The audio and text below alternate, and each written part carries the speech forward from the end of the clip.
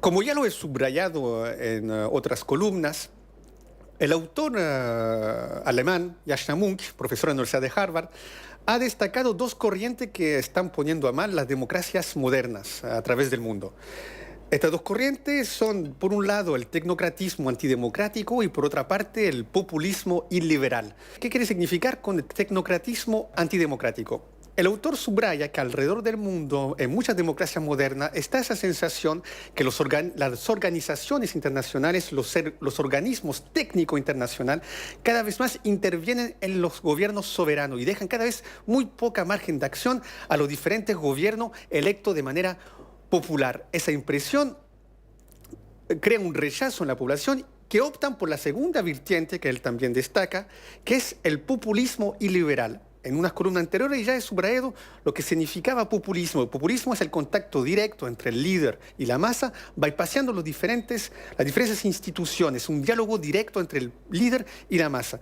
¿Por qué agrega el adjetivo de iliberal? Porque básicamente en el caso actual él caracteriza una dinámica donde ve que hay un discurso populista que siempre está a la ruptura de lo que representa el Estado de Derecho y muchas veces atacando las minorías. Por ejemplo, un discurso anti-reconocimiento de los derechos homosexuales, un discurso ultraconservador, un discurso contra el intercambio liberal, de un punto de vista económico. Es un discurso ultraconservador. Eso lo llama un populismo iliberal.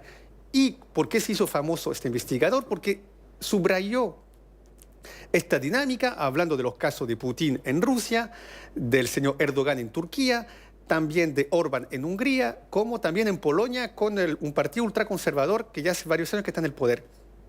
Pero, ¿por qué se hizo famoso? Porque anticipó la llegada al poder de Donald Trump, cuando nadie apostaba por él. Y Donald Trump, ¿qué va a hacer? Va a adoptar este discurso. Y, de hecho, tiene muchos alumnos. Y uno de los primeros viajes que va a hacer el presidente recientemente electo de Brasil será a Estados Unidos. Justamente, este presidente también viene a visitar nuestro país y esto crea una gran polémica porque muchos de los miembros de la oposición no quisieron asistir a su visita, empezando por el recientemente electo presidente de la Cámara Baja. ¿Por qué podemos analizar este fenómeno? Porque básicamente, si uno puede adoptar un discurso rupturista, como lo hizo Bolsonaro, hablando mal de los homosexuales, de los indígenas, hasta de los detenidos desaparecidos, esto tiene un alto costo político.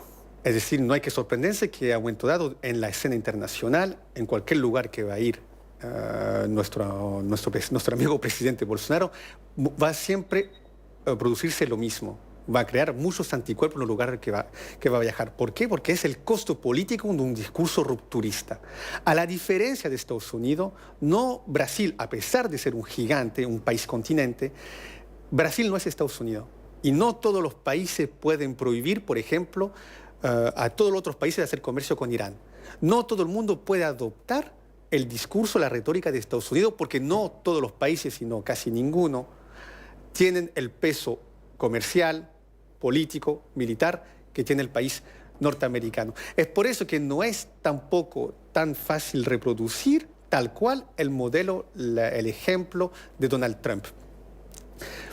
Pero lo que sí podemos destacar es que ese discurso rupturista, ese populismo iliberal, responde de algún modo, toma a contrapié todo el discurso progresista que justamente es en pro de la minoría, en pro de los derechos de los transexuales, de los homosexuales, de todas las minorías sexuales. Es ese discurso iliberal, populismo liberal, toma a contrapié ese discurso progresista. Y ese discurso progresista en Chile es encarnado o defendido en numerosas banderas por el Frente Amplio. Y justamente el Frente Amplio también hizo noticia porque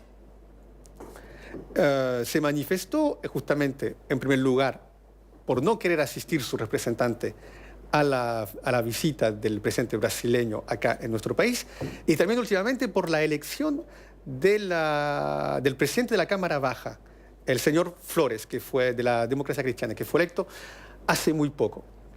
Justamente acá también podemos ver la ambigüedad que concierne y que sigue concerniendo y que va a seguir concerniendo la oposición.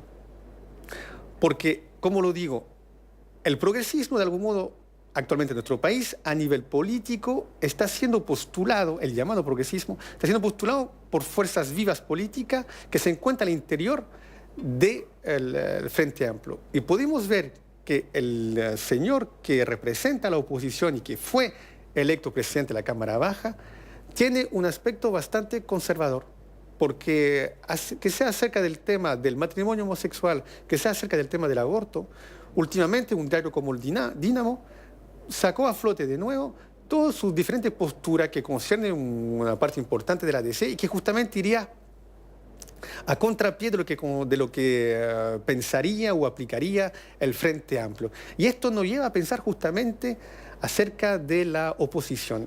Y más que hacer una radiografía sobre la doctrina que cruzaría el espectro entero de Frente Amplio, yo creo que acá está sucediendo algo fruto de un cambio de sistema. Me voy a explicar. Acá hay que tener claro que la composición actual de la Cámara Baja, de la Cámara de Diputados, es el fruto de la primera elección que ocurre después de la abrogación, después que se anuló el sistema binominal. Yo creo que si usted le pregunta a políticos, a gente que trabaja en instituciones públicas, incluso a estudiantes de Derecho que le explique el sistema binominal, va a ser muy difícil porque en realidad poca gente entendía lo que era el sistema binominal. Pero para vulgarizar un poco lo que quiero decir, indicaría que el sistema binominal, ese sistema de lista donde iban un combo de 2 personas, permitió durante más de 2 décadas al país de tener un Congreso configurado en 2 grandes partes. La concertación, una nueva mayoría, y la alianza Chile Vamos. De algún modo, el sistema binominal sirvió a crear un bipartidismo ficticio. Es una intención del constitucionalista de crear este sistema para mantener los equilibrios. No olvidemos que estamos a la salida de la dictadura. No olviden que estaban los senadores designados y justamente ese sistema de votación permitía de mantener un equilibrio y justamente de buscar los famosos acuerdos y justamente de ponerlo en práctica. Famosos acuerdos que permitieron la implementación justamente o la profundización del sistema de AFP, la educación privada y la salud privada. Entonces, cuando se habla de acuerdo, cuando se le pone tanta lucecita y corazoncito alrededor del concepto de acuerdos, no olvidemos que los acuerdos, en un momento dado, también pasearon mucho la clase media chilena. Ese bipartidismo ficticio terminó a partir del momento que se abroga el sistema binominal. ¿Qué quiero decir con eso? El sistema cambió en la última legislativa, ya no es más el sistema binominal que funciona. Y por ende, el Frente Amplio hoy en día tiene 20 diputados. Desde la aplicación del nuevo, entre comillas, sistema de elección, regresamos al sistema que estaba en vigor antes de 1973. Y lo que caracteriza el sistema antes de 73 es un sistema político a 3 bandas.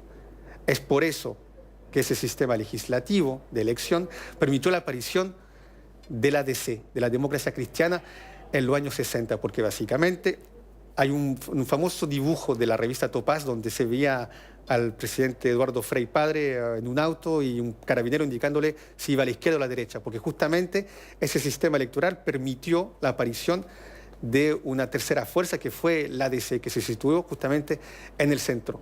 ¿Por qué menciono eso? Porque básicamente eso nos indica que va a haber una reconfiguración de la oposición, porque si el sistema ya no es el mismo, los sistemas de funcionamiento al interior de ese mismo sistema no pueden ser los mismos. Es por ende que ya se terminó un bloque contra otro. Hoy en día, sin duda, van a aparecer 3 fuerzas, y yo creo que en ese sentido el Frente Amplio va justamente a tener un rol preponderante en esta redefinición de la oposición. Porque no olvidemos que desde un inicio, por lo demás, el Frente Amplio nace queriendo desmarcarse de lo que era la herencia y el actuar de la ex concertación, nueva o ex no es mayoría.